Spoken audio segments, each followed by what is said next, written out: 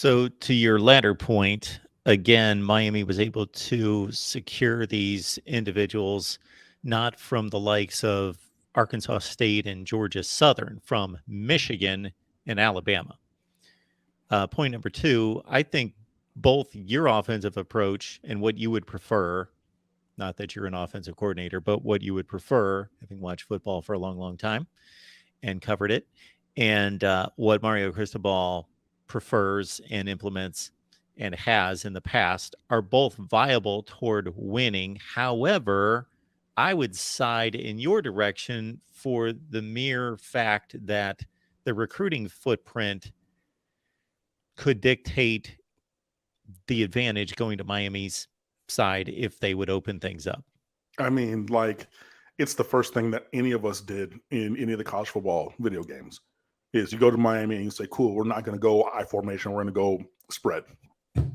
And everybody down here does that. Again, with the exception of the few schools who are not as talented, they're going to run wing T, you know? And I mean, there were some that were very talented and then they won championships, you know, Lakeland. They famously ran, you know, wing T or, you know, option football. But they had all the, I mean, and this is back in the Bill Castle era. And they had some of the best championship teams. They beat Aquinas. I mean, they had like, what, 4 state championships in a row between Lakeland and Aquinas? And those were, woo, boy, if you can go find those on YouTube, you want to see some of the best high school football ever. Go watch. It was like the late or the early 2000s series between Lakeland Senior High School and St. Thomas Aquinas. And this is when Aquinas was becoming Aquinas. But the, you know, the hurdle they had to get over to become Aquinas like they are now was the Lakeland Dreadnoughts. Look, I saw Matt Elam at Palm Beach Gardens star at linebacker and running back against Deerfield Beach, my first year teaching. This is 2005.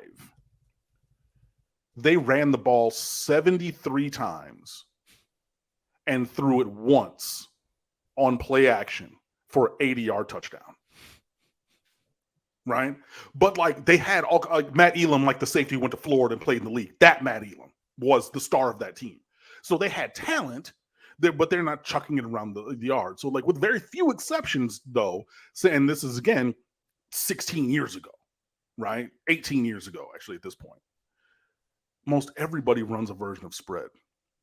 If you look at Aquinas, you know, they're going to, you know, they run spread to run more than spread to throw, but they've had some decent trigger guys, you know, because they're Aquinas and they recruit now, you know, and, you know, they win, but they get a lead and then they ground and pound you, but they're better than you. So, okay, cool.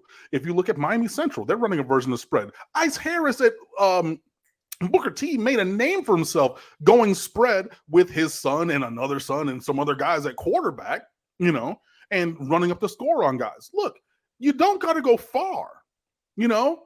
Miramar in 09 when, you know, they won state championship and then got back in 11 running spread. And it really kicked off because, you know, Gino was gone and the guy who was going to be quarterback, that didn't work out. So in transfers Ryan Williams from American Heritage before American Heritage was American Heritage like that. And he leads them to its state championship. Before he goes to Miami, he was going to be the starting quarterback, but then he tore his knee up and that opened the door for Brad Kaya, you know. But look, Chaminade run spread. I mean, like all these, they run spread. Look at 7-on-7.